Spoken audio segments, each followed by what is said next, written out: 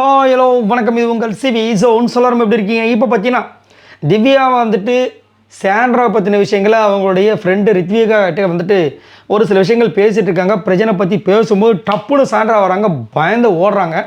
So அந்த மாதிரி ஒரு சம்பவம் லைவில் நடந்திருக்கு. அதை பற்றி பார்க்க போகிறோம். அதுக்கு முன்னாடி பார்க்குற எல்லாரும் நம்மளோட சேனலை சப்ஸ்கிரைப் பண்ணிட்டு பாருங்கள், லைக் பண்ணுங்கள், கமெண்ட் பண்ணுங்கள், ஷேர் பண்ணுங்கள். இப்போ வாங்க அந்த வீடியோக்குள்ளே போகலாம். ஸோ திவ்யா கொஞ்சம் நாளாகவே பார்த்தீங்கன்னா சாண்ட்ரா எப்போ வந்துட்டு திவ்யாவை வெறுக்க ஆரம்பித்தாங்களோ, மிஸ் அண்டர்ஸ்டாண்டிங் தான் உண்மையாகவே. ஆனால் அந்த மிஸ் அண்டர்ஸ்டாண்டிங்கை இவங்க கரெக்ட் பண்ணுறதை விட்டுட்டு அவங்க என்ன பண்ண ஆரம்பிச்சிட்டாங்கன்னா அவங்க மேலே வன்மத்தை கொட்ட ஆரம்பிச்சிட்டாங்க. அதுதான் பிரச்சனை. அது அப்படியே பூதாகரமாக வெடிச்சிருச்சு. ஃபஸ்ட்டு வந்து சாண்ட்ரா மேலே தான் தப்பு, திவ்யா மேலே தப்பு கிடையாது. ஏன்னா மிஸ் அண்டர்ஸ்டாண்டிங் ஃபுல்லாக சாண்ட்ரா மேலே தான் இருந்துச்சு. பட் இருந்தாலும் இவங்க என்ன பண்ணுறாங்கன்னா ஃபோர்ஸ் பண்ணுறாங்க. அதேமாதிரி இவங்களை பற்றி மற்றவங்ககிட்ட வந்து தவறாக பேசிட்டு கடைசியில் வந்து நேற்று வந்து இவங்களை பற்றி நான் யாருக்கிட்டையும் பேசலை அப்படின்ற மாதிரி விஷயங்களை பதிவு பண்ணியிருப்பாங்க. பட் அவங்க பேசியிருக்காங்க, சரிங்களா? இதை வந்துட்டு அவங்க அங்கே இருக்கிற கண்டஸ்டன்ஸை ஏமாற்றினாலும் பிரஜனை ஏமாற்ற முடியுமா? ஏன்னா அவர் பார்த்துட்டு இருப்பார்ல. அது மட்டும் இல்லாமல் அதுக்கு முன்னாடி நாள் தான் வந்து பிரஜன் கிட்ட கேமரா முன்னாடி சொல்லியிருப்பாங்க, என்னன்னாலும் பரவாயில்ல சாண்ட்ராக்காக நீ நிற்பேன் அப்படின்னு. இன்றைக்கி தான் தெரியுது அது என்ன அர்த்தம் அப்படின்னா, சாண்ட்ரா முன்னாடி இவங்க நின்று இப்படி பூசி நாமினேட் பண்ணிட்டாங்க. இப்போ பண்ணதுனால அவங்களுக்கு குற்றமுள்ள நெஞ்சு குறுகுறுக்குன்ற மாதிரி வந்துட்டு ஃபஸ்ட்டு வந்து அவங்களோட ஃப்ரெண்டுக்கிட்ட பேச போகிறாங்க. கேமராவில் சொல்கிறாங்க. என்ன சொல்கிறாங்க அப்படின்னா, நான் வந்து ஆக்சுவலாக அவங்க கூட ஃப்ரெண்டாக இருக்கும்போது அவங்களால இன்ஃப்ளூயன்ஸ் ஆகலை. ஆனாலும் எனக்கு என்ன தோணுச்சு அதை தான் நான் பண்ணிகிட்டு இருந்தேன். இருந்தாலும் நீ என்ன சொல்லியிருந்தேன்னா வீடியோவில் நீ வந்து ஒரு இன்ஃப்ளூயன்ஸ் ஆகிற மாதிரி ஒரு சில விஷயங்களை சொல்லியிருந்தேன். அது எனக்கு ஏன்னு இப்போ வரைக்கும் புரியல. பட் திடீர்னு சமீப காலமாக பார்த்தீங்கன்னா சாண்ட்ரா கூட பேசுகிறதே கிடையாது. நானும் எவ்வளவோ கெஞ்சி பார்த்துட்டு அவங்க பேச மாட்டுறாங்க.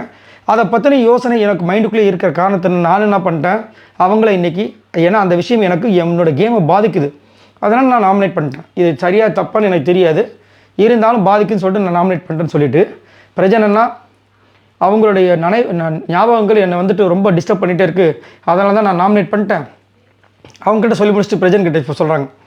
இருந்தாலும் இது தப்பாக கரெக்டாக எனக்கு தெரியாது. இது எப்படிங்க தப்பு கரெக்டுலாம் தெரியாமையே நீங்கள் சொல்லியிருப்பீங்க. அழகாக வந்து நாமினேட் பண்ணிட்டு ரீசன் அவ்வளோ அழகாக சொல்கிறீங்க. அதுவும் ஒஸ்ட்டு பர்ஃபார்மன்ஸ்க்கு அவங்கள தான் சொல்கிறாங்க. ஆனால் ரீசன் தெரியாதான், அதாவது குட்டு பேடுன்னு தெரியாதான். அதை சொல்லிவிட்டு இது தப்பாக கரெக்டானு தெரியலனான்னு சொல்லிட்டு இருக்கும்போது சாண்ட்ரா வந்தாங்க. ஆஹா ஓடிடுறா சாமி கைப்புள்ள அப்படின்னு ஓடுறாங்க. எதுக்குன்னு கேட்குறேன். நான் என்ன சொல்கிறேன், உண்மையிலேயே உங்களுக்கு சாண்ட்ரா மேலே அன்பு இருக்கா? தனியாக விடுங்க, அவங்கள பற்றி பேசாதீங்க. நீங்கள் சொல்கிறீங்க பார்த்தீங்களா, நான் எதை பற்றியும் பேசுறது கிடையாது, எனக்கு அவங்கக்கிட்ட பேசணும் ஆசை தான், நான் அவங்களுக்காக நிற்பேன். இந்த விஷயத்தை இந்த 3 விஷயத்தை நீங்கள் ஃபாலோ பண்ணியிருந்தீங்கன்னா இந்நேரம் சாண்ட்ரா அவங்கக்கிட்ட வந்திருப்பாங்க. அதை தான் விஜய் போகிறது அன்றைக்கி சொல்லியிருப்பாங்க, டே நீங்கள் எப்படி பிரிஞ்சு போனீங்களோ அந்த கேமை உங்களை சேர்த்து வைக்க அப்படின்னு. ஆனால் அந்த மாதிரி இவங்க பண்ணலையே. இவங்க பிரிஞ்சு போனாங்க. இவங்களுக்கு யாரெல்லாம் பிடிக்காதோ அவங்கக்கிட்ட இவங்க வந்து பேச ஆரம்பித்தாங்களா, உடனே இவங்களுக்கு கோவம் வந்துருச்சு. உடனே வந்து ஒஸ்ட் பர்ஃபார்மன்ஸில் வந்து வீக்காக இருக்காங்கன்னு சொல்லிட்டு நாமினேட் பண்ணுறாங்க. இதில் எப்படி இத்தனைக்கு நேற்று வந்துட்டு அந்த சபையில் வந்துட்டு அவங்கள வச்சு உட்கார வச்சு அங்கே அசிங்கப்படுத்தணுமா? என்ன கண்டாங்க அவங்க? ஒன்றுமே இல்லை. இதில் வேறு வந்து நான் வந்துட்டு சாண்ட்ராமில் அன்பாக இருக்கேன்னு சொன்னால் மட்டும் போதாதுமா, அன்பாக உண்மையிலே இருக்கணுமே. நீங்கள் இருந்திருந்தால் கண்டிப்பாக சாண்ட்ரா உங்கள் பக்கம் வந்திருப்பாங்கன்றதான் என்னோடய கருத்து. என்னத்தை சொல்ல இப்போ பயந்து ஓடுறாங்க. ஏன்னா சாண்ட்ரானா சும்மா பேரை கட்ட வதிர்ற மாதிரி திவ்யாக்கு. ஏன்னா குற்றமுள்ள நெஞ்சு குறுகுறுக்க தான் செய்யும்.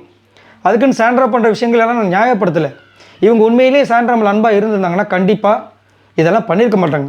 அதுக்குன்னு அவங்கள பண்ணக்கூடாதுன்னு அதை சொல்ல வரல. அப்படி எதுக்கு வந்துட்டு பிரஜன் கிட்ட வந்து அவ்வளோ பெரிய சூப்பராக வந்து அவங்களுக்காக நான் நிற்பேன் அப்படி சொல்லணும்? ஏன்னா வீட்டில் அவங்களோட மோசமாக நிறைய பேர் இருக்காங்க. ஃபஸ்ட்டு பர்ஃபார்மன்ஸ்லையும் சரி, வெளியே போக வேண்டிய லிஸ்ட்லையும் சரி.